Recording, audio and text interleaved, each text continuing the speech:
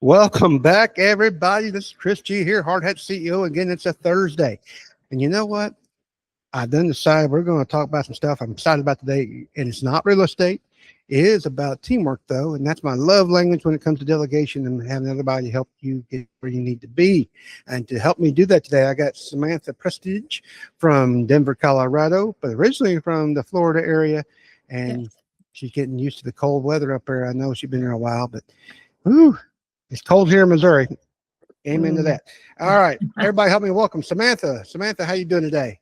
Hi, I'm doing good today. It's a good day. Woke up, sun is shining, not too cold out here in Colorado, so I'm good. Well, you're higher than we are, but it's cold. Just a miserable, damp cold here, I think, right now. So maybe we Yeah. get over it. It changes like the weather here in Missouri. So tell us a little bit about yourself, Samantha, before we get started. All right, well, you can call me Sam. Unless you're mad at Sam? me, then you No. could be like the Southern people in church and throw out all the syllables at me. Call me Sam. I run OXO Business Services, and if I can, the simple way to say it is like our team is all about helping you get your shit together. If I could say that on this show, we're all You'll about. be fine. Okay. We're all about all the admin, the ops, the behind the scenes stuff that kind of drag you down, whether you're a senior manager or C-suite or founder, kind of whatever role you're in, all the minutia that slows you down, but still has to get done. We like to get nerdy and obsess over that and just think about how can we make your work simpler and more fun while you're still being profitable is what we focus on. When I was going through my notes, I got a lot of things here. I got excited about, I've done a whole episode about clarity and how being clear in your own mind, but being clear to your team as well. What Mhm. can you elaborate on that for me? Ooh, clarity is one of those things you hear so much that you're like, it can't be that important, right? You hear it so Mm, much, you just start tuning out that word. You're like, forget clarity. I just need to get things done and move on, right? But it is essential, especially when you're talking about delegation and with your team. Like if you are not clear, especially on outcomes and expectations, on how you want something to look when it's done, on how you kind of want them to get that done, your team's going to be spinning around in circles, and you're always going to be frustrated, and they're going to be frustrated at you, and everyone's confused, and you're working really hard. Everyone's working hard, but you're not quite getting where you want to go because that clarity isn't there. And so I highly recommend you reflect, you do some shower thoughts if you need to, sit in the sauna or something and figure out where are you not clear in your business or with your team. And we can kind of dive into different sections or different aspects of that. well, my mind as a business owner, and as you and most of my listeners, my mind's always running, Mhm. probably 10 times faster than my mouth, and which is probably, I don't know if it's good or bad, but I have a tendency when I try to delegate, I was like, well, I'm gonna make a list, and I make Mm. a list, and I give the list out, and it doesn't get done the way I thought it was going to.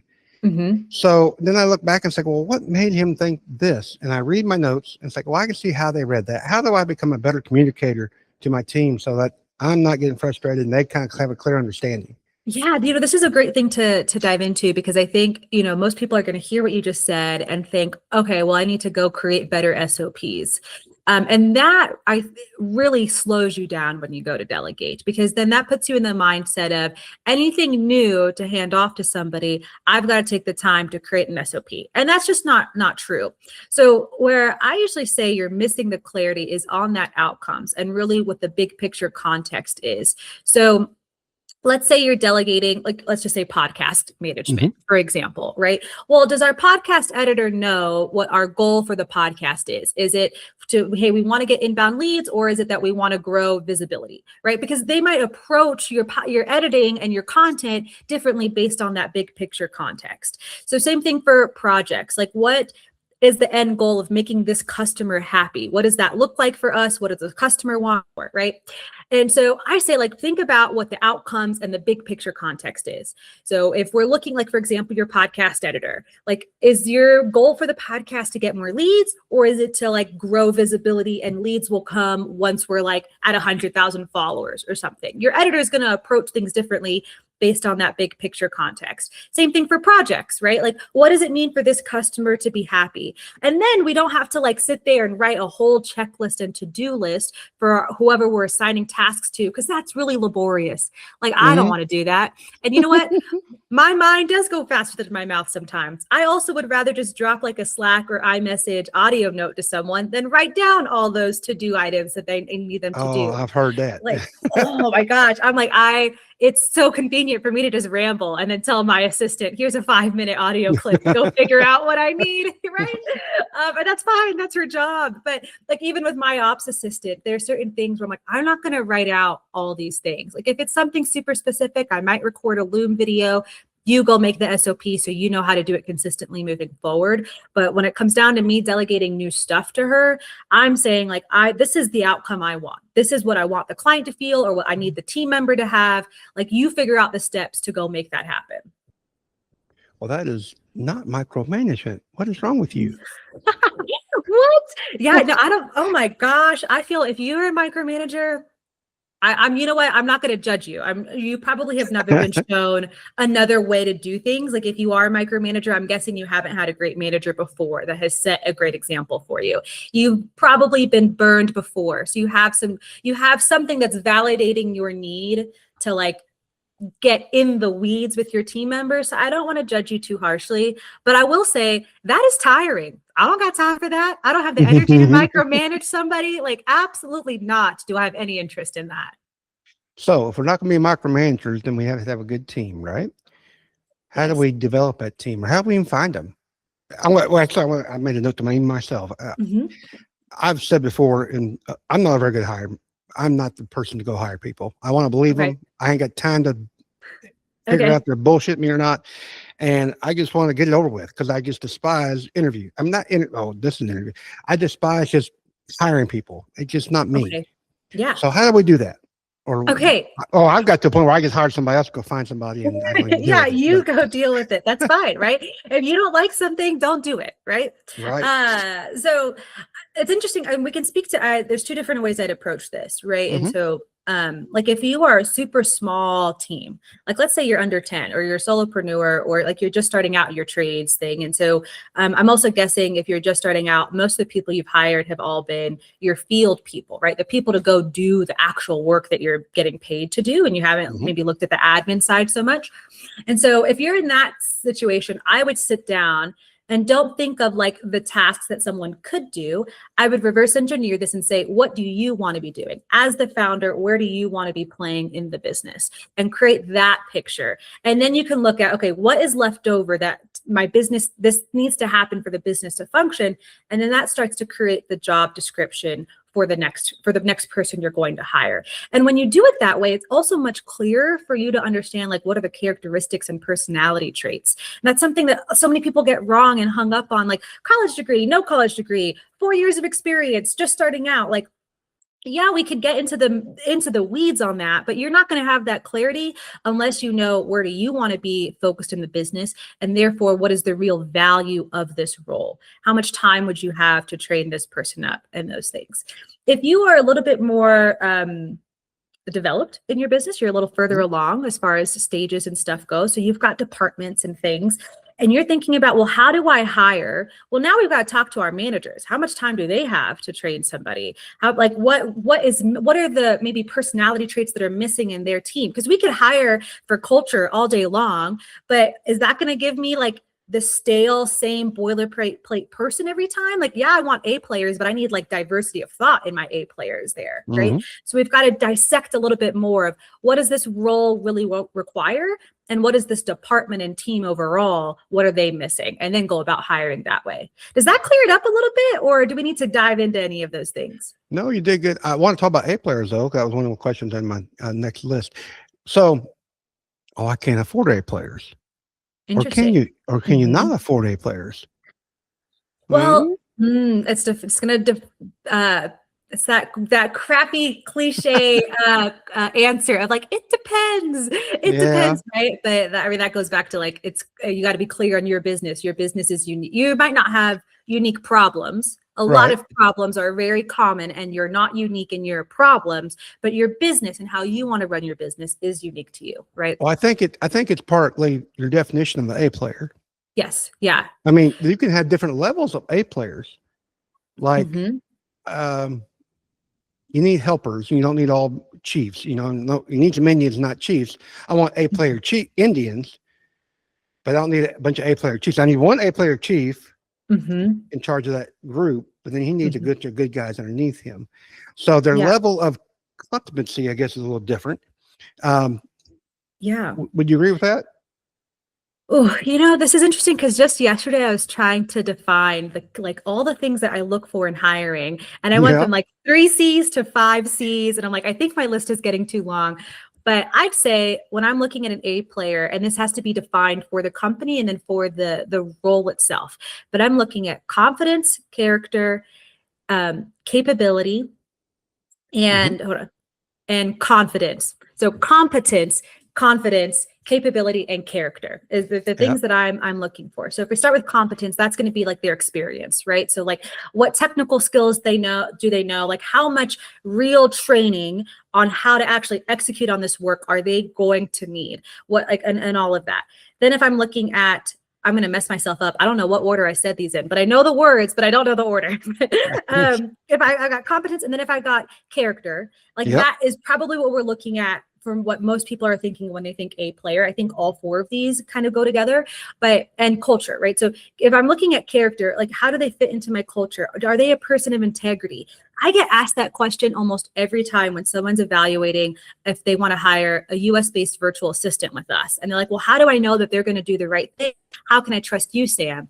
For me personally, my first answer is, well, I love Jesus. And so I'm trying to not do anything that's going to make Jesus mad at me. Okay. So like that's my baseline for integrity, but we've got to evaluate that in the interview process and what we're looking for with our culture. What is that person's character?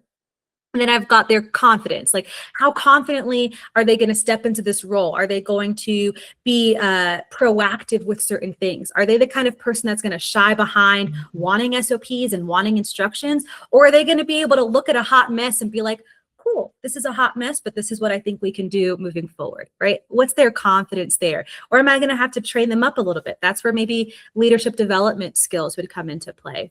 And then our last one is going to be capability. So that is telling me like how capable are they to learn new things. So maybe their competence is a little bit low, their technical skills are a little bit low, but their capability to learn is high. Like I don't think I'm going to have to take so much time to train them because they've got the potential for greatness. And so you can kind of score them on those 4 C's and then say, okay, how much of an A player are they? Even if they're lacking a little bit in one area, hopefully not the character area. That one you got to score high every time. But the other areas, if they're scoring low, like that gives me an idea of how to work with them and if I can even work with them. I got all kinds of questions now. Okay, So I know I went kind of on a long list there. no, that's all good. My mentor Roderick, hope he's listening today. Shout out to Roderick. He's big on Colby, and he's got me using Okay. Colby, Mhm. Kolbe. I had to look it up myself. And it's a little different than the personalities traits, Mhm. but it's basically it's your what would you call it? Competence or your ability to Your ability, how you work. It's like how you work and yeah, how you think, right? Yeah. yeah. Do you use anything like that when you're in your groups?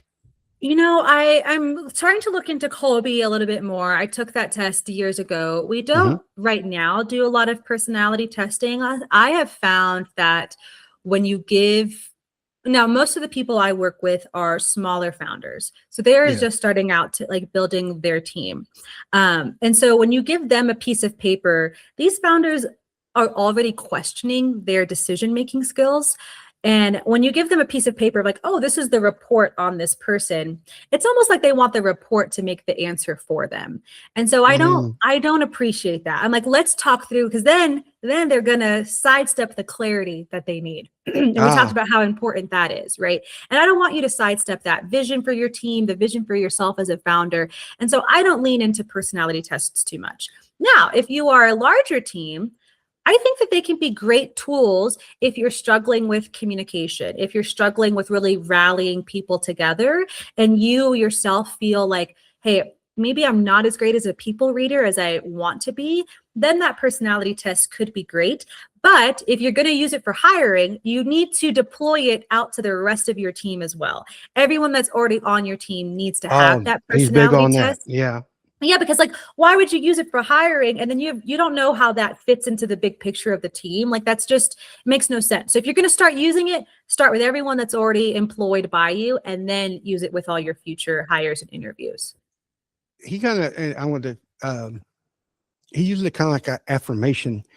It's not start out with, it's make, okay, do your due diligence, do your interview, do your thing. And then, okay, let's assume, let's confirm what you think is what's really going to happen, and then do it, which is nice. But that being said, I wanted to talk about, and you kind of mentioned it earlier, is it easier to hire for admin or for trade worker, or I want to say trade workers, because we were just in the Like construction business. your field guys? But your field guys, which ones, or is it about the same? Just a different game? I think it'd be just about the same, but a different game. I mean, I think some people complain that like, hey, I have to hire this apprentice, or I've got to hire this person. They know jack shit, and now I've got to train them up. Like, okay, well, yeah, like you're hiring for an entry level role. Like they're not going to have 10 years of experience. That's all right. It's like, what are you hiring for? That's always going to be tough. And I think with admin, those roles tend to be the roles that the least amount of thought for hiring goes into. And so you do have a surprising amount of turnover in your office manager or some of like your project coordinator positions, because you're not really putting a lot of stock into what that job description is and what the ideal candidate's going to look like, because you're so right, maybe rightfully so, but you tend to be pretty busy focused on like all the crap that's happening in the field. And if field problems aren't taking up your attention, then like your CFO or your accountant and whoever's in charge of the job costing spreadsheet is taking up your attention, right? So then it's like, I don't want to think about the office manager and the admin. And so you do end up with quite a bit of turnover there. And you tend to just kind of go with what you think is best of the worst there. And so I don't think that it's necessarily harder. I think it's just something that you maybe haven't stretched your muscles on or worked enough. Well, I've hired several. Well, in my past, I hired several at the corporate level, and then as my own company owner, you're hiring somebody. It's harder sometimes for me, at least. Let's say, like I've hired people that hire people for me. So I find a headhunter. I found other people that, and then first, so what are you looking for? It's like, I don't know. And that's really, you got to sit down and really, like you said, think about that. Yeah. What are you trying to achieve? And it's hard to do. How do you do that in a way that makes sure that you find the right people that are going to be responsible and help you move forward, instead of somebody who's just dependent on you? Some people like micromanagement. I don't want them on my team, but that's just true. Yeah, I don't, well, first off, let me just pick on you a little bit, because I've been there, and I've got a lot of clients that have been there. So when they say, I don't know, and I'm going to guess what you want your answer to be is like, I don't know. I just want someone that's going to do the work, and I don't want it, that I don't have to like micromanage, right? You're like, I don't have to think about this. Yeah. Yeah. Like, I just need someone that's going to get it done, right? Because it's the minutia, it's the highly detailed stuff that is hard to let go, because you have to trust that the person is detail oriented, but also you don't want to double check their work because you don't like that work. It's not in your zone of genius, right? Not you. So I totally get that. And I was just interviewing. You're my people. Yeah. All right. I get you. Okay. My people reading skills are a little up there. But I was just interviewing someone yesterday, and they've got good experience. They are someone that I'm like, you know what? They could totally execute on the specific tasks this client is looking for. And I start asking some more questions, and I'm like, but you know what? They are not an above and beyond person. And when I say that, take it if you're an employee, take it with a grain of salt. Don't start throwing tomatoes at me. Like, I don't think that you have like going above and beyond means that you have to grind and like kill yourself and like work 60-hour weeks. For me, going above and beyond is that proactive element of like, you can see that a problem's going to happen, or you can see that maybe I've thrown some things at you that are not aligned with the goals I previously said we were going to focus on in those priorities. And you're going to speak up on those. Like, that's what kind of going above and beyond means. And you're not just going to say like, well, I guess Sam is the leader, so she knows best and I'll just go along with it. Like, no, I don't know best all the time. I have my dumb days too. So I was interviewing this person and I'm like, you know what, like I would categorize that as a C player. Like, I put in my notes, they're a 3 out of 5. They have the competence to execute, but they don't have the capability to grow with this person. They don't have the confidence to speak up. So they're missing a lot of points for me on that. And so, and I know I'm being a little political in my response. I'm giving an example rather than saying like, how do you actually go find this person? And I think that goes back to, if let's assume we've got clarity on the job and clarity on like who you're trying to find. Now you've got to build your interview questions to really find that person. And a lot of times people tend to build interview questions that are all around competence, or maybe are, if you've read, like I know in the construction industry, Extreme Ownership is a super popular book, and trying to find people that like have high accountability and stuff. And so maybe you're evaluating aggressively for some of those soft skills. And I would say still with that, like with your interview questions, like every question should be designed to pull out either a red flag or a green flag. Either they're going to tell me more about this person's character and personality that makes me not want to hire them, or they're going to tell me something more that makes me say like, hell yes, this is an awesome person. And if your interview questions are weak sauce and they're only judging for competence, then you're going to walk away from every interview like, I guess they could do the job, but like, I'm still not sure. And you're not going to be confident in your decision making there. As we grow and scale, we talk about that a little bit. It's possible that we outgrow some people, right? That person today may not be the right tough. person. Yeah. Yeah. You know what? And then you have to tell yourself, you know what, this person was awesome for the stage of business that they started with me at. And either they are awesome enough for me to want to invest more time in getting them up to this new level of business, or I've got to let them go. And that's always so tough because usually you've got some friendship going on there as well, right? And then it's like, oh, like how do I fire this person? And you don't want to make that hard choice. That's a tough spot. What's your beliefs on maybe find a different spot on the bus for them, a different seat? I think it goes back to what exactly does the business need, and how much of an A player are they? How capable are they going to be to fit into a new role? And you know what? I will give a great example on this. It's my mom. All right. My mom, y'all. Have you ever fired had to your mom? I did not fire my mom. Oh no, I know the story. I didn't fire her, but I mean, like, I grew up in like a Southern Hispanic family. So like when I talk about like there's matriarchy, there's hierarchy, there's, respect your elders till your dying breath going on, right? Luckily, my mom is a very graceful, emotionally intelligent person. So she's great. I did not have to fire her, but I did have to recreate what her role was going to look like, right? And so I think this is a great example because like if you can give feedback, if you can give constructive feedback to your parent, like all the power to you, okay? So I'll pat myself on the back on that. But I hired her when I had hired an ops assistant. This was maybe my second year of business, so 21 or 2022. And I was like, okay, this person wasn't really who I needed for my team. My mom was looking for a job at the time. And I was like, you know what? She has all of like the skill sets. She hasn't done this exact job before, but she has all the skill sets to learn this job. She had the capability, right? And just to step into it. So like, okay, cool. Like I can hire her. And she was my ops assistant for 2 years.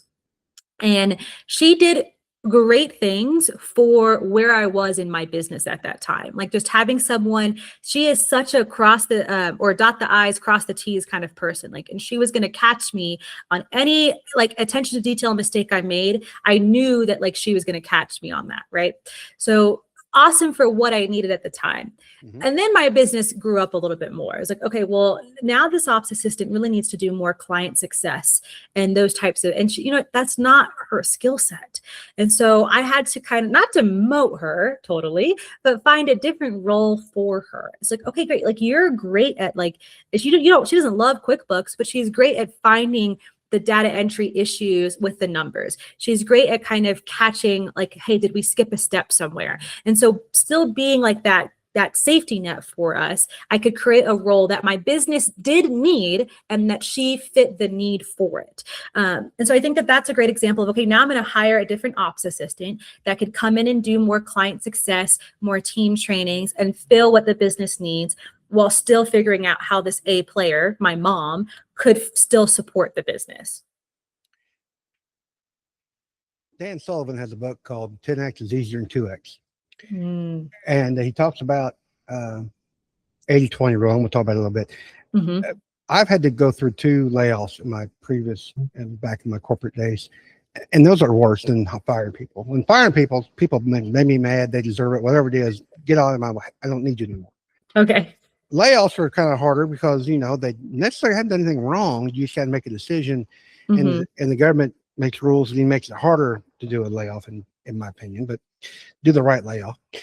But the reason I bring it up because Dan talks about, not necessarily see it on the bus, and that's another book. But anyway, identifying the 20% that person does well and then thrives on, and then taking the other 80% and find somebody else who thrives on that better. And that's how you build your team. Now you got to have A players, I would assume, to kind of do that. And I didn't get into it much into the book. I mean, I love the book, but I didn't get into the weeds of it, like you said. How do you identify the communication? I've talked to my people here. It's like, okay, that's my goal someday. It's like, I want to identify the things that you love to do. As we grow, then we're going to identify how, as we grow as a team, what's the next team player we're going to find that you need for the company. Is that the best way to do it? Communicate, or do you have a different philosophy? I think what you're saying makes a lot of sense. And let me just give a little bit more specifics then, because if you are a podcast listener like me, I'm always like, that sounds cool, but like, give me the action step. How do I do it? Well, that's what I got my expert here for. Yeah, okay. let me just get into the weeds a little bit on that. And it's going to go back to what I said at the beginning. And you kind of hinted at this, right? Like, what's your 20%? What do you like to do? And so at the beginning, I said, what's your role as the founder, right? Where do you want to play in the business? So, but that could still sound a bit as like a vague prompt if you haven't really thought about that before. So I'd say every business, no matter how complex it is, I know in construction, your go-to response is like, oh, this is such a complicated industry. Like no one can understand it, right? And you have a lot of shit going on, a lot of regulation, a lot of tight numbers. So I do empathize and I understand. However, your business still breaks down into 3 buckets, no matter what industry you're in. How you get game. Yep. Yeah. How you get clients, sales, marketing, everything is under. How do you get clients? How do you get paid for the thing that you sold to the client? And then how do you do the thing that you get paid for, right? So you got sales, cash, and ops. And so look at your business from a super bird's eye view. What does it take for your business to function? What high level processes happen in each of those things? And then where do you want to play in that, right? And I mean, the 10X is easier than 2X, I think, is a great book if you're looking to maybe build a business that you can sell and exit. If you are not thinking about selling and exiting, or you're like, that would be cool, but like, I do want to do this for like 15, 20 years or something, then parts of that book are not going to resonate because it's pushing you way too much into a visionary aspect. And if you don't want all of your time to be in the visionary space and you want some of your time to be a little bit of a doer, implementer, with your team, then that book is you're going to struggle with some of the concepts there. And so not everything needs to be visionary strategy. Some of your job description can be in the implementer roles of sales, cash, and ops. As you grow, right, you probably do need to let go of some things that you still enjoy doing because like your business can't keep growing. Yeah, you don't have the time. And so then what you're interested in evolves anyway. So like what your job description is today doesn't have to be your job description for the next 3 or 5 years. You're the founder. You can change it. It's your choice, right? Like it's your business. You can change your mind. My role has changed over the past 6 months and that's totally fine, Sure. And so that's how I would go about figuring out what you really like to do. If that feels vague to you, then just get on paper what your business needs and then look at what do I like to do within these needs. And that might be a little bit more tactical and easier for you to go about the exercise. Just break it down into those 3 categories you mentioned, sales and the doing and the cash, and identify where you're at each one and Mhm. what makes the most sense as far as expense or dollars or just time. What's going to free up most of your time? What's going to free up somebody else's time to do more of what they do? Yeah. And also, the point I want to emphasize here is we're not saying what are the tasks I have to do. It's what are the tasks I enjoy doing and I'm good at Yes. in my business. Because if you think of what I have to do, then all the trust issues and insecurity is going to come into that and you're going to screw yourself over. Okay. So just think about it in an ideal situation. Like, for instance, our ops assistant is new. Yeah. And she eventually, her job description eventually will be managing some of our contractor payouts. For now, she doesn't have access to my bank accounts. She's new. I'm not giving her those No. logins, so she is like looking at the contractor timesheets. She does have access to see what their hourly rates are and to tell my mom, our finance person, what the totals and the calculations are. But she's not going in and paying people because I'm not giving her my bank account stuff. So when I say like ignore your trust issues, I'm saying just for this exercise and then think realistically how will you trust this person over time? And you could still be smart about it. Thank you. All right. Here's an age-old question. Okay. Now, some it's obvious that you got to hire on site, but sometimes what I mean is in the construction trades, I can't hire a virtual assistant to go hammer that nail Yeah. or sweep that floor. Mhm. Now, with digital and internet, we have abilities. So is it better to have in-house or out-of-house when it comes to, say, admin? Or does it, Yeah. how do you determine what's best for you in your company? So I'd say a few things. First off, like let's go with like the simplest factor there of like Hmm. budget. Like, can you afford to bring someone in person, right? Even if it is part-time.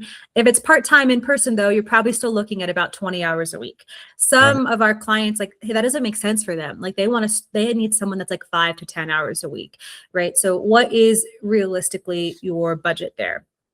And then I'd also say, like, if really look at the tasks on that list.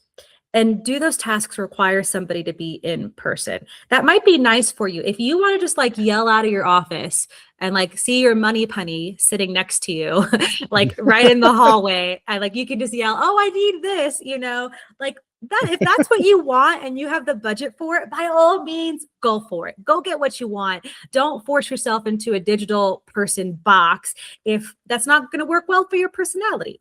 I would argue, though, if you're looking at the job list and you're like, a lot of these things can be done remotely, explore that option, because a lot of times bringing on someone remotely is going to highlight what inefficiencies you have in your admin process.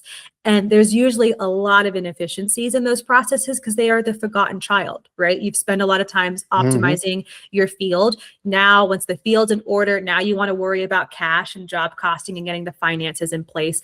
And so all the office processes usually fall by the wayside. And so I'd say hire someone remotely because that is going to save you money and force you to be more efficient and smarter in how certain things get done. I have virtual assistants on one level, and then I have obviously in-house people. Mhm. What I struggled with, and I'm much better at it now, but not necessarily the training, but just the communication back and forth, not physical communication. I mean, make sure they all speak English if that's what your native language is. Okay. But more of, I'm more of a visual person, Okay.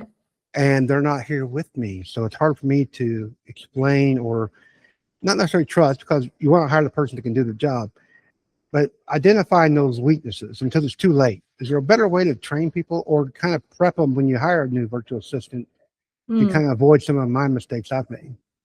Okay, so let me make sure I'm understanding the question here. So what I'm hearing is that when you have hired admin people in the past and they were in the office with you, it was easier for you to see if your assumption that they were an A player was wrong because you could see them physically all day doing certain work. Is that It what was easier. happened? It was easier for me, yes, Okay. but it would made it because I'm a visual person. Yeah. And we've got like 4 virtual assistants over in the Philippines for different reasons, and they're great. I just don't see them all the time, Mhm. and we have a daily report. But it's just getting those people up and going and kind of communicating back and forth what's the best way to make all that happen. So when I guess when you if you hire your own virtual assistant or you help your clients hire virtual assistants, how do you make that transition to get them part of the team? And I guess what I'm saying, how do you make that more clear and faster? The first thing is going to go back to like, what's your clarity on outcomes, right? And how Yeah. you want to be working with this person and really what you want them to be doing. So I would push back a little bit that a daily report is a lot. That is like, I don't want to read a daily report. I want to read like maybe a weekly report. But if someone's updating me every day, I'm like, I do not care. Like, just go get your shit done. Like, I don't want to, like I don't. And so then it's also like, I don't know. I mean, our people are all US based. And so it's easier for our clients to have weekly check-ins. Like I say, you need at least like ideally 30 minutes, but at least 15 minutes of face-to-face time, because you've got to build that relationship. And that's going to make it easier for you to trust them. So if your people are maybe working their daytime shift instead of their overnight shift so that they're on your hours, that might be a little bit more difficult. In which case, all of your communication with them is only written instead of verbal. And so on that, I'd say like, still lean into like where your strengths are. So like, we talked about audio notes earlier. Like if you don't want to read their daily report, if you don't want to type up tasks for them, drop the audio notes. And if they're not capable of like understanding the tasks and outcomes from that, then like maybe they're not your A players, So I would also just say like, if we go back to you're talking about like, how do I communicate with them to get them up to speed for like what I want them to do? Right. And so what I say is like, okay, in the weekly check-ins, I don't want to run that meeting. I need my assistant to have the agenda for me. And then it's also kind of working sessions. And in those working sessions, I can see more about how they think. So it's not just a check-in where like they are asking me questions that they need from me to execute on things. It's not just me like barking orders at them. It's conversational. So I'm getting to know them and we're getting work done. And that gives me insight like, oh, do they think proactively? Are they critical thinkers? I told them this big picture context. Are they understanding how these tasks fit into that or not? And so I'm able to kind of see that. Ideally though, arguing against myself here, ideally you are picking up on that in the interviews, in those red and green flag questions. And so maybe with your agency, and I'm not talking poorly about anyone international. There's some great international agencies out there. But some of them, you don't get to interview your person beforehand. They just kind of match you. And if whoever's doing that matching process isn't a great people reader, or they don't really understand your business well, then maybe they got the matching wrong and you guys don't have the chemistry you need to really build rapport and for them to execute well, right? There's so many different issues. There's so many factors there that you could evaluate. To wrap it up before we go, so for my listeners who are considering maybe even the virtual, is there certain categories that work better for virtual assistants over, say, somebody in house? I'm like in accounting or lead generation, or just assistants in general. Is there certain areas that you might say, well, you might want to consider a virtual assistant in your particular instance over somebody in house, and assuming the budget is there? Yeah, I'd say for sure, if you are a founder, like if you're traveling a lot, if you're kind of going to job sites a lot, so you're not typically in the office for most of your day, your VA doesn't have to do travel coordination for you. But if you're not in the office most of the day, then you probably don't need somebody in person anyway, because you can't lean over and see them working. So get someone that is virtual in that instance. Is definitely something I'd recommend. And so we focus on executive assistants, admin, and ops assistants. And usually in those job descriptions, 90% of the workload can be done remotely. Awesome. Well, Sam, how would people get a hold of you if they wanted to chat? Yeah, I think LinkedIn is awesome. If you want to find me on LinkedIn, Samantha C. Prestidge on LinkedIn. My website's not SEO friendly, so I won't spell it out for you. So just find me on LinkedIn, connect with me. And always happy to connect and learn more about anyone in my network. Now, as always, we'll make sure that is down below in the show notes, your LinkedIn profile, or that link to that. And this is Chris G. and the Hard Hat CEO. Thank you, Sam, for this today. I do enjoy talking about delegating and finding people, because I am not a micromanager by no means. So, all right.